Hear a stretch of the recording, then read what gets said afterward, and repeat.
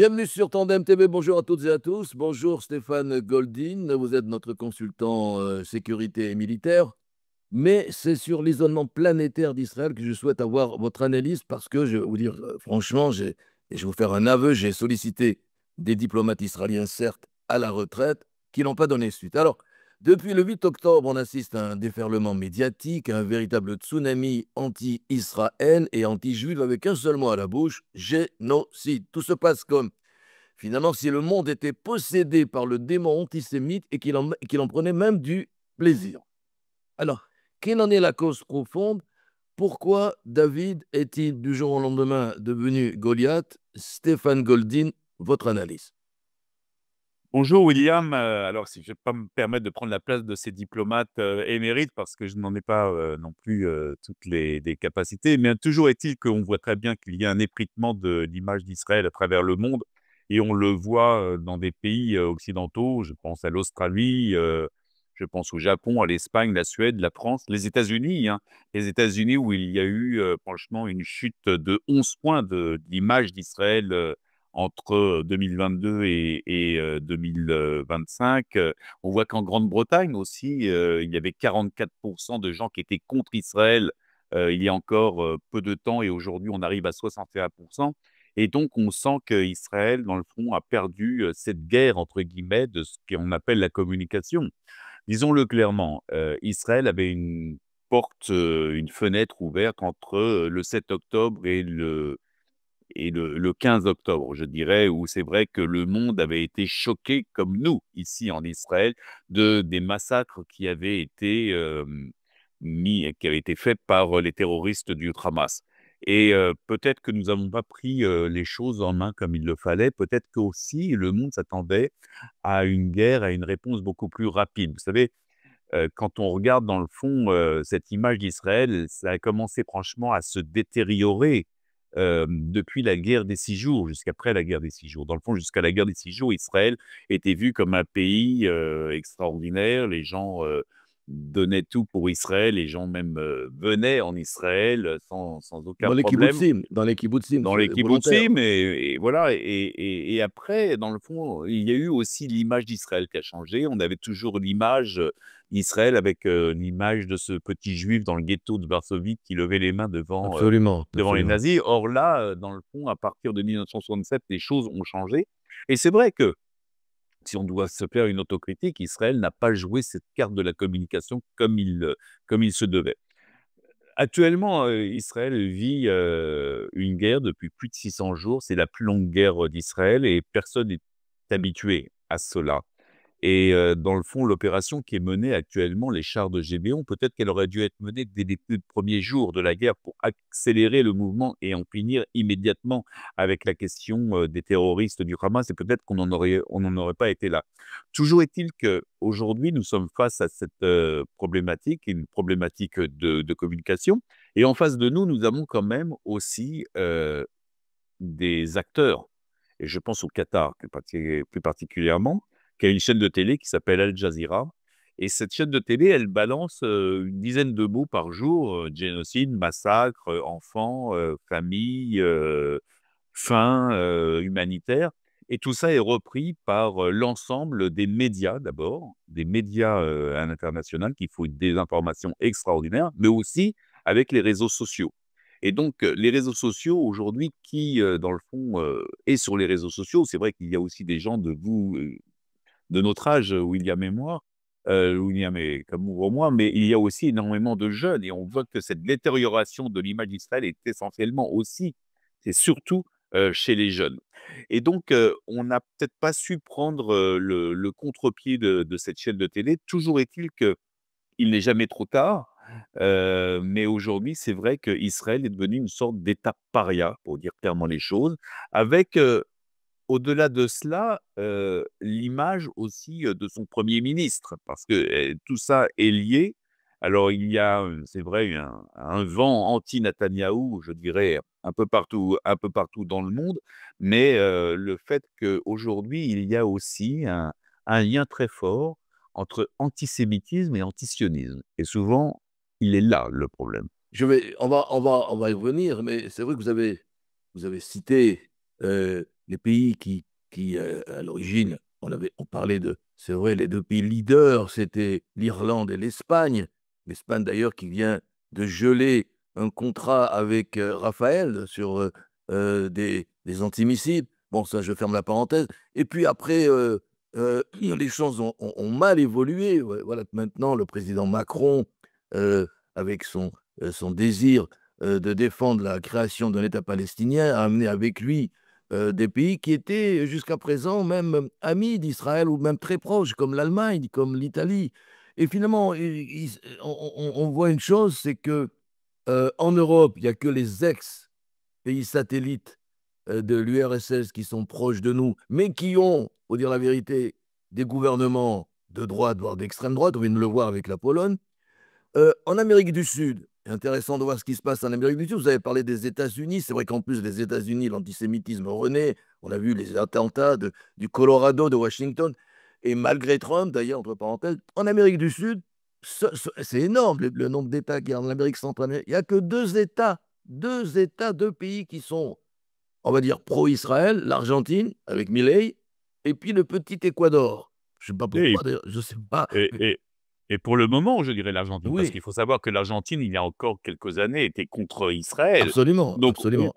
si vous voulez, je pense qu'aujourd'hui, on est dans un système aussi politique dans le monde occidental qui fait que chaque, euh, chaque élu, je dirais, a besoin d'une seule chose, c'est de se faire réélire. Et on est dans ce système de démocratie, entre guillemets, participative, où on a besoin de savoir des voix du peuple et on a besoin surtout de conforter son siège. Et donc, il y a pour beaucoup d'élus la volonté, je dirais, d'occulter leurs propres idées, tout ça pour garder leur siège. Et ils sont prêts à vendre, voilà, plein de Oui, choses. oui. Alors, en plus, il faut comprendre qu'il y a une forme de désinformation qui est extraordinaire, qui est relayée par les plus grandes agences de presse, je pense à l'AFP plus particulièrement, qui reprennent des images, souvent des images d'ailleurs d'Al Jazeera, Mais comment et expliquer ça? Comment qui expliquer et qu'ils reprennent toutes ces fake news? Vous savez, aujourd'hui, je vais vous donner un exemple. ouais, j'en ai un autre aussi. Je vais vous donner un exemple. J'ai reçu hier, pas plus tard qu'hier ou avant-hier soir, un coup de téléphone de Suisse. Et il y avait cette vidéo qui circulait sur des terroristes du Hamas qui tiraient sur des Gazaouis qui voulaient avoir de l'aide humanitaire. Ouais, c'est le point de distribution Sur les points de d'aide humanitaire. distribution. Or, la chaîne de télévision suisse romande, la RTS, pour ne pas la citer, a dit clairement que c'était des soldats d'Israël, des Oh là là. frayeurs de Tsahal, qui tiraient. Or, on voit bien que ce ne sont pas des soldats, ce sont des civils. Et donc, tout ça est vous comprenez ce que je veux dire? Et tout ça est repris. Et Mais du oui, coup, mais et du comment? coup, et après, on s'étonne Le qu'il mal y ait est fait, quoi. on s'étonne qu'il y ait des attentats comme à Washington ou comme dans le Colorado. Mais regardez, encore aujourd'hui, le grand Washington Post vient de... alors, il s'excuse, la BBC s'excuse. Le grand Washington Post vient de s'excuser, oui, effectivement, sur l'histoire des 30 morts lors de la distribution, c'était dimanche dernier, dont on a accusé Israël. En réalité, c'est pas Israël. Et ils viennent de dire, oui, on s'excuse, c'était pas Israël. Mais le mal est fait, et c'est toujours la même chose. Et vous parliez de Hasbara. Il y a 30 ans, Shimon Peres lui-même disait, quand la politique est bonne, on n'a pas besoin de Hasbara. Et c'est vrai que depuis 30 ou 40 ans, la Hasbara, pour ceux qui ne comprennent pas ce mot, vient du mot hébraïque les hasbir, expliquer, et plus largement communiquer. En réalité, tout se passe comme si euh, les différents gouvernements, je ne parle pas que celui d'aujourd'hui, n'en ont rien à faire de la Hasbara, c'est pas grave, on s'en fiche, on n'a pas envie de communiquer. Et donc, c'est Al Jazeera qui prend le relais. Alors, c'est vrai que la communication externe, en tout cas de l'État d'Israël, était peut-être peut-être pas la dernière roue du carrosse, mais n'était pas la chose la plus principale. Parce que c'est vrai qu'Israël, parallèlement, se développait économiquement d'une façon extraordinaire, même si aujourd'hui, nous avons une chute drastique des investissements étrangers en Israël. Ouais, Hein. On est à exact, pratiquement 60% de chute c'est d'investissements terrible. étrangers. Mais si vous voulez, l'image d'Israël était, comment dire, était d'un côté très, très positive et d'un côté très négative. Et encore, on l'a vu dernièrement. si vous voulez, on encense Israël quand Israël va mener une opération extraordinaire en Iran ou au Liban quand il y a eu Le l'élimination beeper. de Nasrallah, où tout le monde dit extraordinaire, etc. En tout cas, le monde occidental, et parallèlement derrière, on se dit non, c'est un pays paria, c'est un pays qui fait du génocide. Or, personne ne veut voir la vérité en face. Tout le monde a peur de cette vérité. Parce que c'est une peur de cette vérité. Parce que dans le fond, on sait très bien que, concrètement, oui, une guerre n'est jamais propre. On ne va pas se raconter d'histoire, William. Une guerre n'est jamais propre. Il y a toujours, malheureusement, des victimes directes ou des victimes Alors, on dit le mot collatérales. collatéral. Voilà, collatérales. Voilà, c'est comme ça. En plus, Disons des victimes. nous sommes quand même face aussi à des terroristes qui prennent la population comme bouclier humain. Et donc, il est facile d'accuser Israël quand on bombarde quelque part, un endroit, qui met en danger la sécurité, je dirais, de la propre population israélienne, et qu'il y a ces victimes collatérales. Pourquoi? Parce que, en plus, malgré qu'on ait prévenu la population, il faut savoir que les forces de Tsahal préviennent à chaque fois, avant un bombardement, qu'il va y avoir quelque chose, et donc ils demandent à la population d'évacuer. Il y a ce bombardement qui est fait, et malheureusement, les forces terroristes du Hamas, terroristes, parce qu'il n'y a pas que le Hamas, c'est global, maintiennent de force cette population dans des endroits qui sont à risque.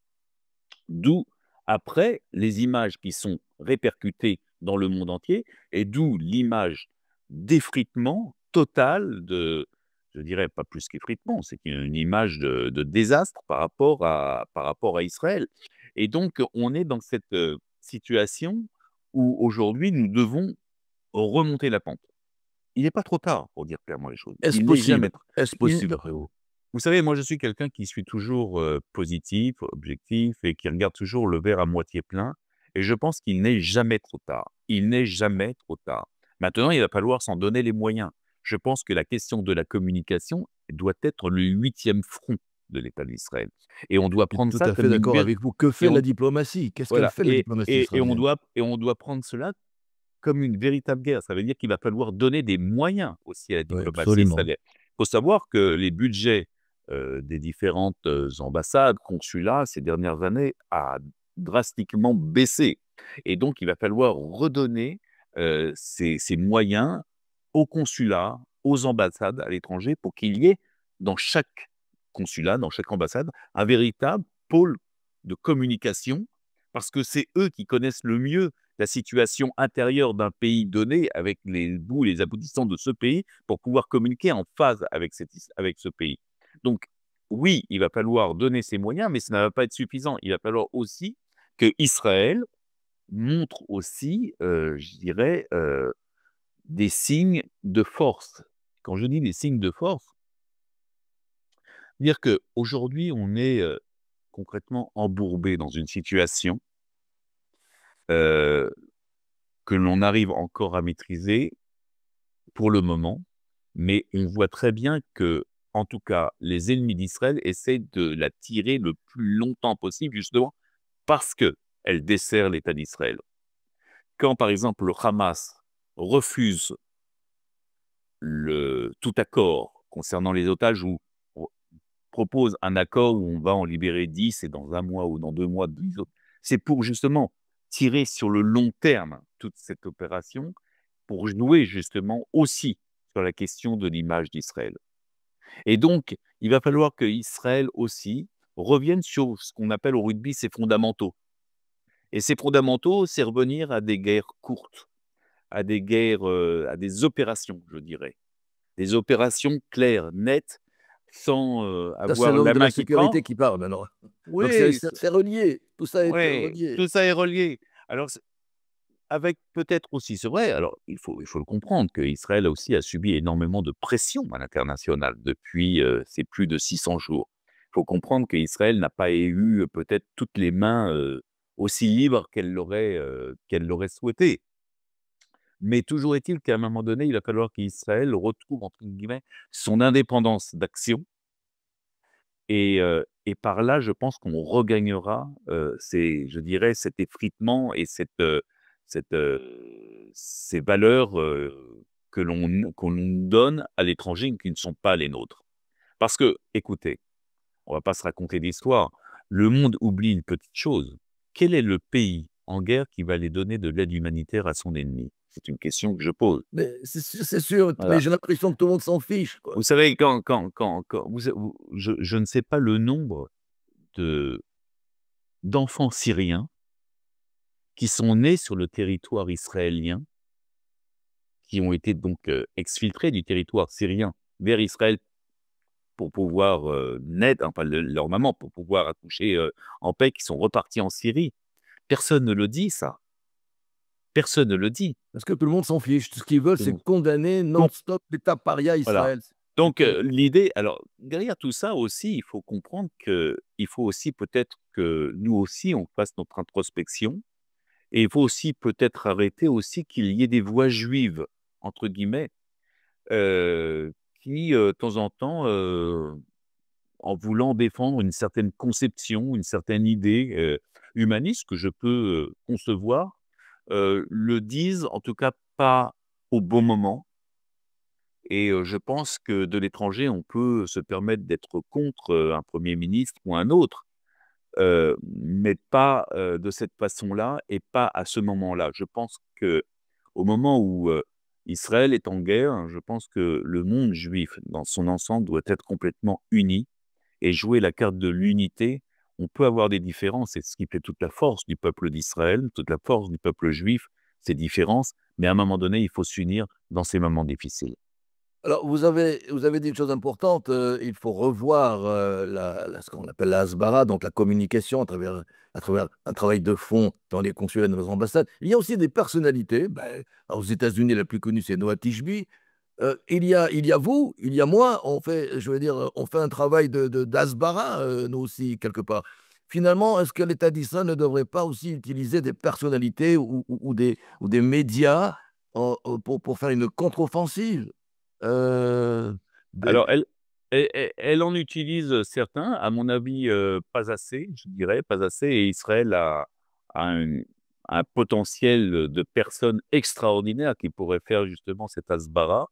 Elle en utilise pas assez. Je pense qu'il faudrait, se servir de l'ensemble des grands organismes israéliens pour cet hasbara. Mais vous savez, il faut comprendre aussi une chose, c'est que nous sommes une petite goutte d'eau dans cet océan, de la communication, pro-arabe, pro-palestinienne. Tout ça en plus relayé par des médias, occidentaux. Donc c'est encore plus difficile. Mais vous savez, je pense que heu chaque intervention de chaque personne est importante. Je viens de terminer une série de conférences, en France et en Suisse, et j'ai toujours terminé ces conférences en demandant à ce public, s quelquefois acquis, quelquefois moins acquis, mais en tout cas pour le public acquis en tout cas, de devenir des soldats d'Israël, devenir des ambassadeurs d'Israël. Et aujourd'hui, vous savez, c'est très simple. On n'a pas besoin d'une arme sur soi. Avec aujourd'hui un téléphone simplement et sur les réseaux sociaux, on peut se battre. Il faut évidemment s'informer, il faut connaître, il ne faut pas raconter n'importe quoi, que les choses soient claires. Mais je pense que si chacun d'entre nous mettait sa petite goutte d'eau, peut-être que ça pourrait peut-être déjà amoindrir, je dirais, le coup, le choc. Il ne faut pas avoir peur. Vous savez, derrière un écran, on risque pas grand-chose peut-être à part quelques insultes, mais vous et moi, nous y sommes on est habitués. habitué déjà, oui. Mais toujours est-il que je pense qu'à un moment donné, il va falloir aussi que l'ensemble du peuple juif se mobilise dans le monde entier et devienne ces soldats d'Israël sur ce 8e front, celui de la La communication, communication. en tout cas en diaspora. Alors, ce sera ma dernière question. Finalement, puisque j'ai ce genre de feedback, quand par exemple, dans ma vie de tous les jours, je dois souvent appeler des institutions en France, euh, l'URSSAF, les impôts, les, les retraites, et j'ai au bout du fil des gens au téléphone, des Français, qui, quand ils me demandent mon adresse, je leur dis j'habite Haïfa, ou à l'époque c'était Haïfa, aujourd'hui Ra'anana. Ils me disent, mais vous savez, il faut que vous compreniez que nous sommes avec Israël. Alors, n'y a-t-il pas finalement, comme je l'entends souvent, donc voici ma dernière question, une dichotomie entre les gouvernements et les peuples et les populations? Ah, j'en suis persuadé qu'il y a une dichotomie. Je pense que dans le monde occidental, en tout cas, il y a ce que moi j'appelle un ventre mou. pour dire clairement les choses, avec une grande majorité de personnes qui ne veulent pas du tout voir le monde islamique prendre le pouvoir. Parce qu'il ne faut pas se raconter d'histoire. Ce que fait actuellement le Hamas, comme le fait le Hezbollah, c'est une véritable guerre de religion. Et derrière Israël, ça sera, et le monde juif, ça sera le monde chrétien. Et c'est vouloir franchement prendre l'Occident et avoir une revanche sur le monde occidental et vouloir annexer, je dirais, pour dire clairement les choses, le monde occidental. Mais il y a ce ventre mou qui est très important, mais qui a peur. Ce mot, j'en rencontre régulièrement. Ils ne veulent pas prendre ce risque. Ils se sentent moins concernés aussi, c'est Israël. Donc, c'est très loin pour eux. Pour la plupart, ils ne savent même pas où c'est, hein, et donc, ils ont peur. Mais par contre, ils savent très bien que si demain la charia arrivait à Paris, ils auraient du mal à l'accepter. Alors, c'est vrai qu'actuellement, chacun vit, dans son petit confort, hein, en Occident. C'est très facile de critiquer, quand on peut, partir en week-end, à Nice, sur la Côte d'Azur ou à Deauville, sans se poser trop de questions. Mais, c'est ce ventre mou et s'il va falloir à un moment donné que ce ventre mou se réveille. D'où d'ailleurs peut-être les résultats électoraux, un peu partout dans le monde entier, de ces partis qu'on a dit, populistes, qui montent Et qui partout sont dans le fond pro-israéliens, eux, et qui sont et tous pro-israéliens. qui sont pour la plupart pro-israéliens La parce que dans plupart. le fond, ils se disent, «Attendez, on a face à nous, soi-disant, des élites, qui jouent leur propre siège avec, leur filet de sécurité», pour dire clairement les choses, et nous, c'est pas ce que l'on veut, c'est pas ce que l'on veut, et concrètement, on sent derrière qu'il y a ce mécontentement qui monte. Et mon sentiment, c'est qu'à un moment donné, la cocotte minute va Va exploser exploser. parce que ça va pas pouvoir durer, ad vitam Et aeternam comme ils vont cela, s'exprimer, quoi, ils vont tous s'exprimer. et ils vont s'exprimer. Quand on regarde, ce qui se passe, ce qui s'est passé sur les Champs-Élysées, quand on regarde, voilà, voilà, j'ai eu quelqu'un qui m'a appelé hier ou qui m'a envoyé un message, en me disant, sur la flottille, il devait, voilà. La flotte. Bon, C'est un bateau, hein. voilà, et on m'a dit, voilà, on m'a dit: «Mais comment c'est une députée que voilà, qu'on a c'est pas possible, il y a un problème», et donc à un moment donné, il va falloir aussi que les responsables politiques prennent leurs responsabilités. Parce que quand vous avez un président, de la République française, pour pas le nommer, qui joue sur cette carte, je dirais, de l'affect sur les Palestiniens. Alors un jour, il a 1er jour de la guerre, il était en Israël, après il est bon, voilà, il y a la colonne vertébrale est un peu, fragile. On sent très bien que il joue et du coup, il donne des gages, je dirais, aux terroristes. Bien sûr. Pour dire clairement, il cautionne, en quelque sorte, ce qui s'est passé le 7 octobre et du coup, ce qui s'est passé, les massacres du 7 octobre deviennent complètement secondaires. Absolument. Ils Et sont oubliés. aujourd'hui, ils sont oubliés et aujourd'hui, c'est nous qui devenons les méchants Absolument. en nous Ils sont de accusant en nous accusant clairement de ne pas donner, à manger et de l'aide humanitaire. Or, les Gazaouis, aujourd'hui, viennent par milliers, centaines de milliers, récupérer de l'aide humanitaire procurée, enfin distribuée par une société, américaines. américaine, sous le contrôle israélien pour qu'il n'y ait pas de débordement. Avec une volonté derrière du Hamas de vouloir justement casser cette dynamique parce que le Hamas sait très bien que celui qui contrôle l'aide humanitaire contrôle la population et eux veulent continuer à contrôler la population. Donc, si les chancelleries européennes souhaitent concrètement que le Hamas reste en place, qu'ils le disent clairement, qu'ils le disent clairement. Et donc là, nous sommes face à un véritable problème. Donc Israël, c'est vrai, est devenu depuis maintenant quelques mois un État paria, pour dire clairement les choses. Il va falloir sortir de cet effet. Je pense qu'il va falloir jouer aussi des accords avec de nouveaux pays, peut-être avec d'autres pays. Je reste persuadé toujours, est-il, que les États-Unis restent notre meilleur allié et notre meilleur partenaire. Mais il faut comprendre aussi une chose, c'est que dans toute cette affaire, nous sommes une petite goutte, un petit pion sur un échiquier mondial où il y a une guerre qui se joue entre les États-Unis et la Chine. et nous, on nous bouge comme on veut. Par contre, où je suis très étonné, c'est que je vois très peu de manifestations en Europe ou aux États-Unis ou en Amérique du Sud contre, ce que fait par exemple la Russie en Ukraine, ce que fait les Ukrainiens en voilà, et pourtant, voilà, il y a pas, voilà, il y a pas à redire là-dessus.